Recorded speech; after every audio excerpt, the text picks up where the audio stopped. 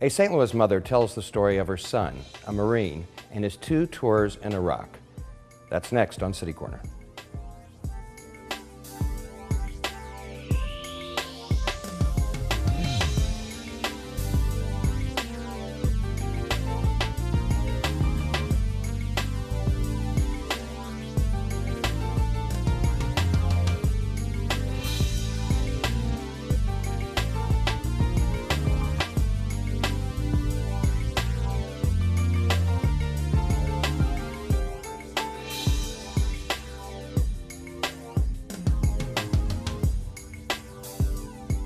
I'm Steve Potter, and welcome to City Corner.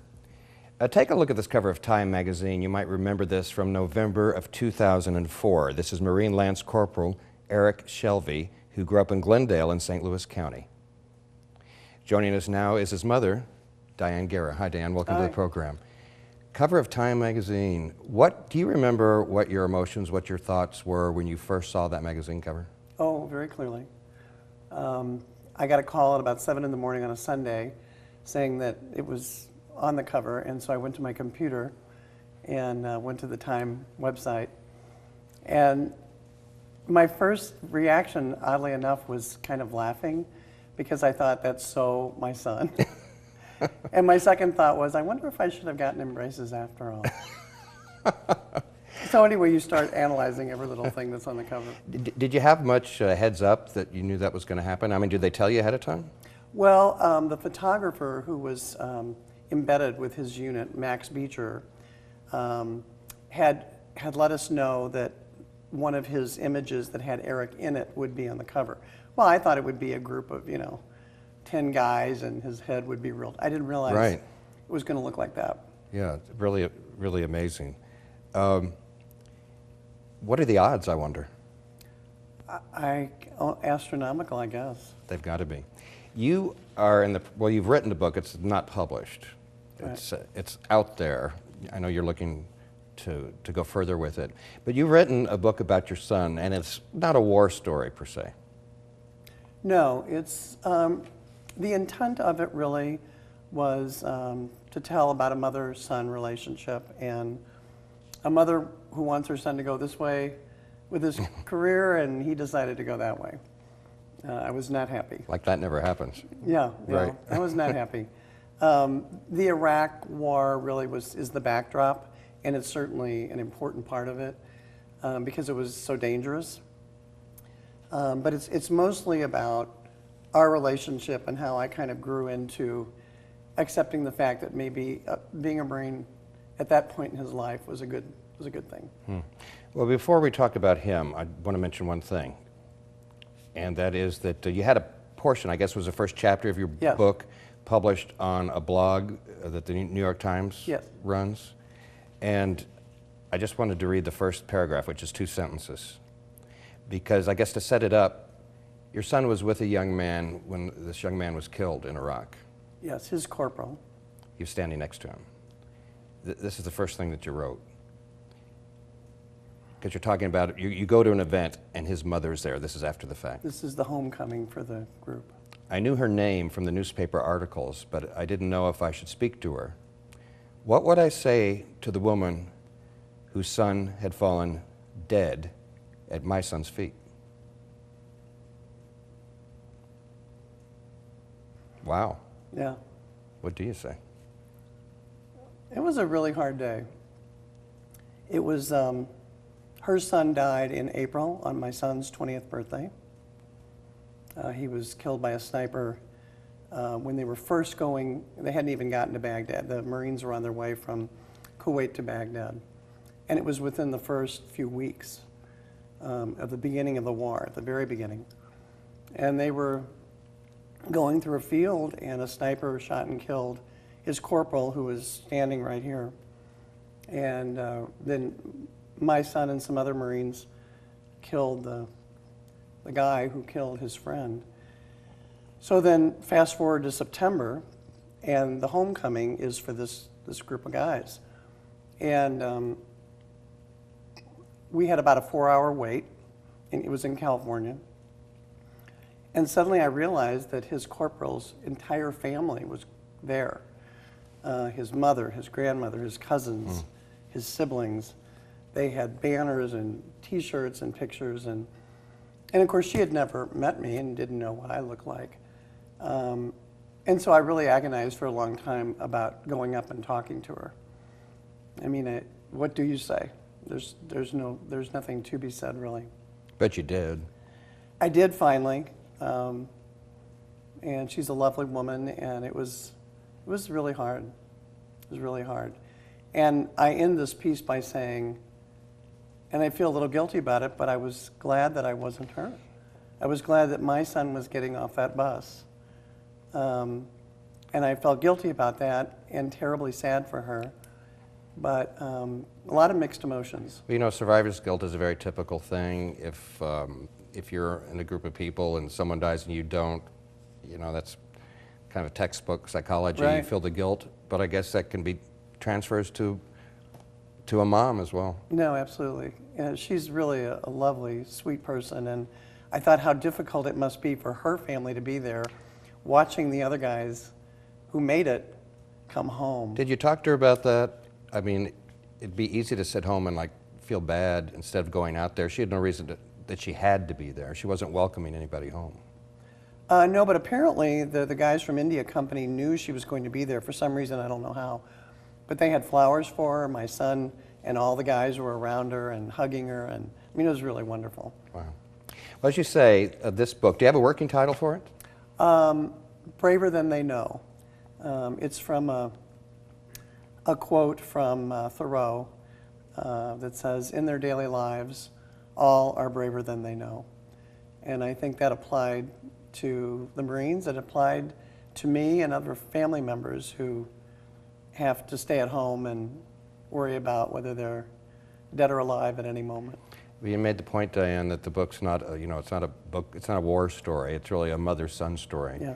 And you mentioned about going into the military and the Marines right after high school. So before we talk about that, we just got a couple of photographs Okay. to look at when Eric was a young boy. And would you just, growing up in Glendale, St. Louis Yeah, County? he was big into forts, and the reason I gave you this photo is because when they were in the Battle of Fallujah in November of '04, he was behind.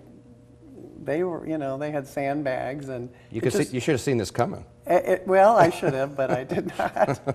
No, but I mean, it's really reminded me of all those kinds of forts that he built to protect Right. against the bad guys. Right. And this is Eric with his sister. Are there just two kids? Yes, just the two children. Yes. Mm-hmm. And one day I was sitting in my dining room and thought I saw a shadow go by. My son was rappelling off the back of the house. So Did you know that there he- were a lot of signs. Did you know that he did this, or was this a Well, I shock? knew it when I saw him swinging by. This is Eric. He became an Eagle Scout. He was very much into camping and hiking, and this was at one of their big camping excursions. So he just loves it. The more dangerous and the scarier, the better. So he was always like that as a kid, just out there, Yes, adventurous. and everyone seemed to know that more than I did, which is interesting. Okay, so when he joined the military, was that after high school or after college? Well, I found out to my chagrin that he had signed up as a junior in high school. And you didn't know? Something they call early entry. And no, neither he nor his father knew. Wow. And I found out much later, so I would have even been more angry than I Well, was. let's go back to that. Tell me what my mom's thinking when their kid's in high school. Did you have a career path you think that he was going to follow? Where were you mentally? Well, he went to DeSmet High School in St. Louis, which is a college prep school. And when he graduated, there were 300 some odd guys all going to college, and it was Eric and one other guy who weren't going to college. Well, how did he break that? When did you find out?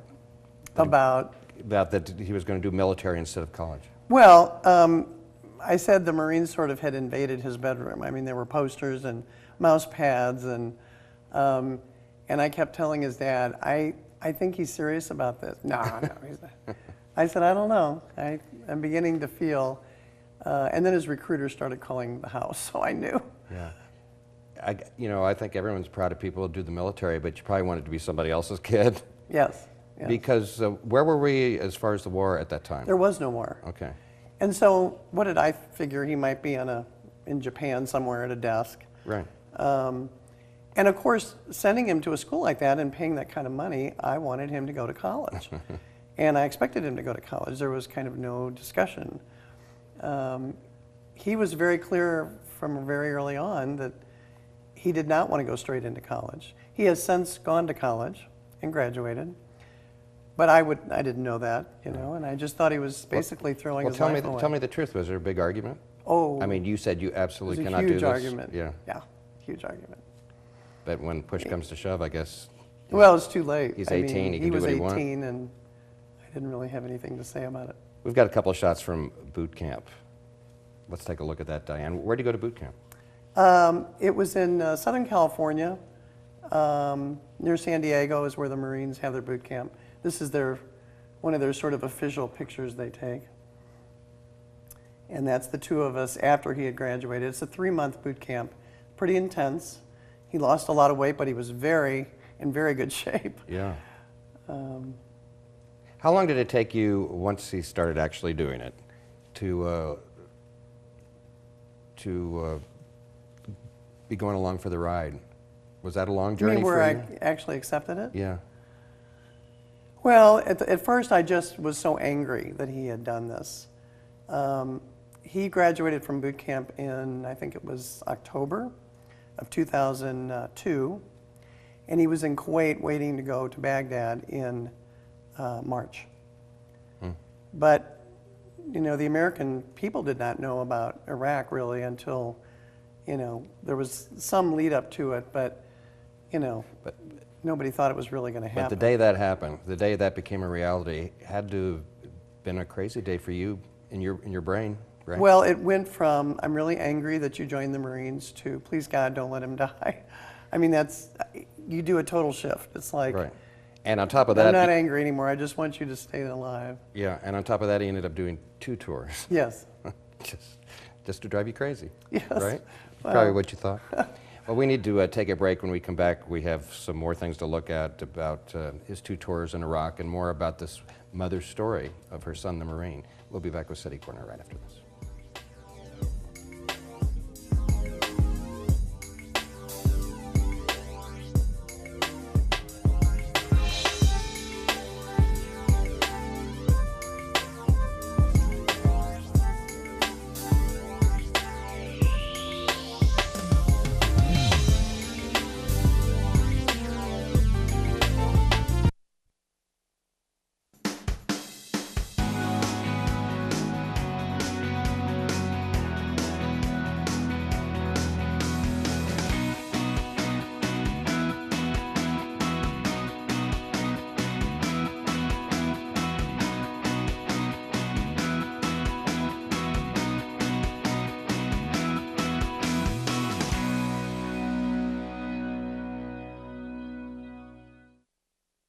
In times of peace and times of war, in times of joy and times of pain, we need them, they need us, and we need you, the USO, until everyone comes home.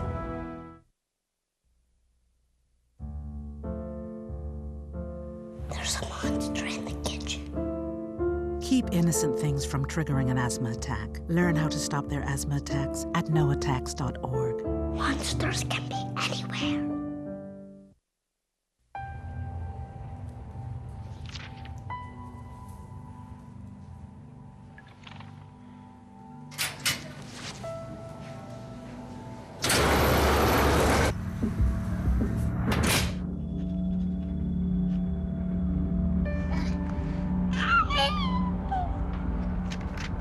When life's this hard, graduating can be even harder. But you can help Jose and the students in your community make it through by visiting boostup.org.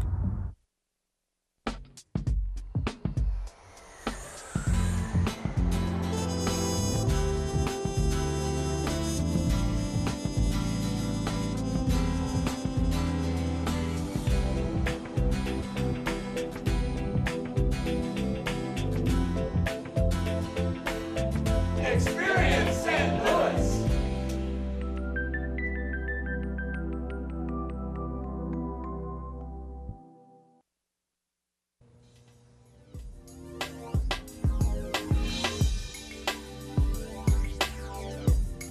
Steve Potter. Welcome back to City Corner. We're talking with Diane Guerra today. Diane is the mother of a Marine, ex-Marine, but I guess once a Marine, always a Marine, right? And this is the cover of Time magazine from November of 2004. Her son, Marine Lance Corporal Eric Shelby, just by chance, made the cover of Time magazine. And Diane has written a book, yet to be published, but she's written a book about her son and their relationship. It's not a war story, but it certainly is a huge backdrop. Because it'd be a different story if Yes. he'd never joined the Marines. Yeah, oh, that's but he, for sure. But he did. The photographer, he had a photographer, I guess a time photographer, that was with him a lot. Did that just happen by chance? Max was not with Time. He was with an independent Polaris, independent war photographer. And he's all over the world, usually in dangerous places. And I asked him that very question when the war was over. I said, how did you end up with Eric? And how did that picture end up being there? And he said he was embedded with Eric's group. And I said, but why Eric? There were plenty of Marines running around. And he said something that really, when you asked me earlier, when did things start to shift? This was probably one of the nicest things anyone's ever said. He said, there's nobody I'd rather having cover my back than Eric. And that's why we became good friends.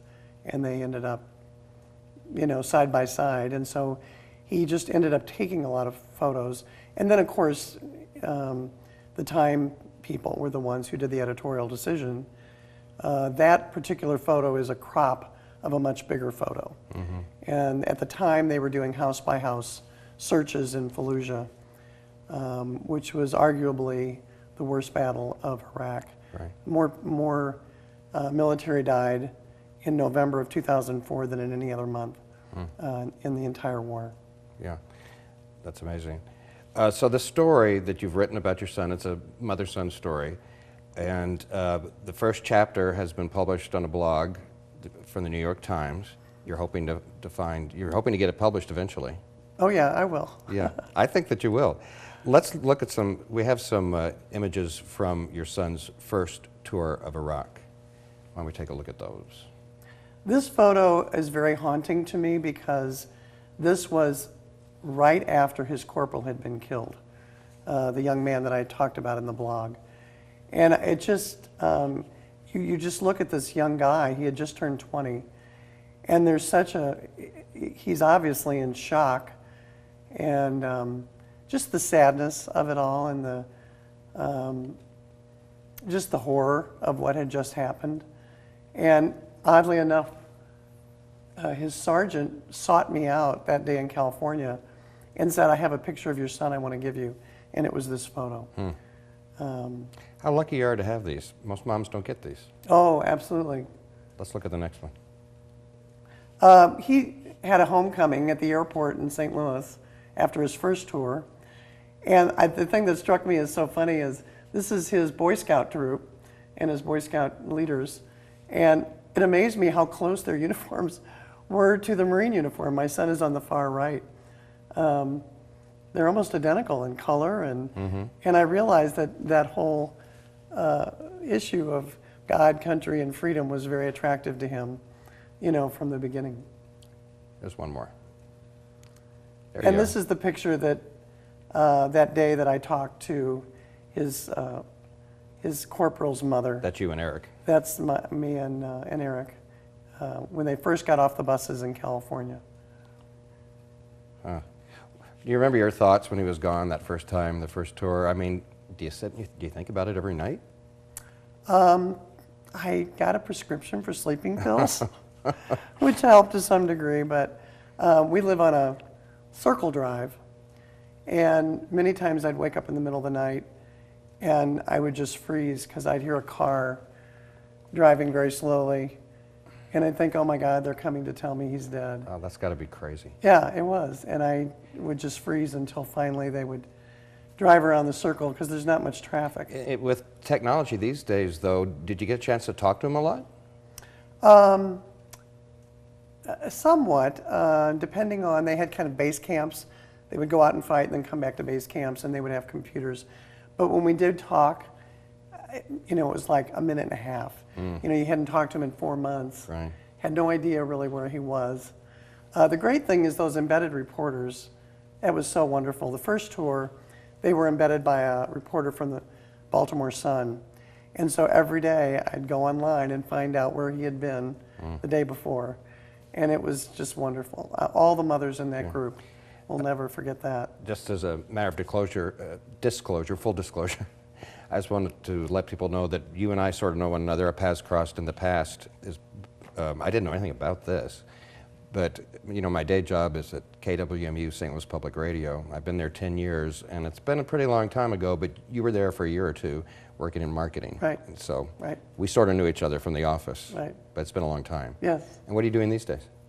I am the National Communications Director for a nonprofit in St. Louis. Well, let's look at some more photographs. This is of Eric's second tour. Right.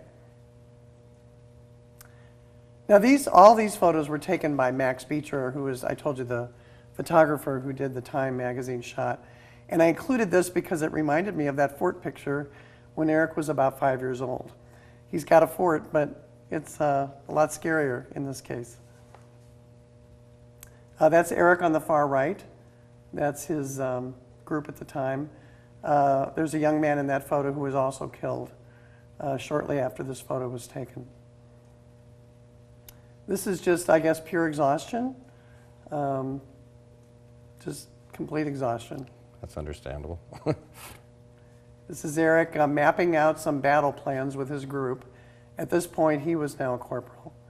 And he was drawing in the dirt, telling them what was going to happen next. And this is just a picture of patrolling the streets.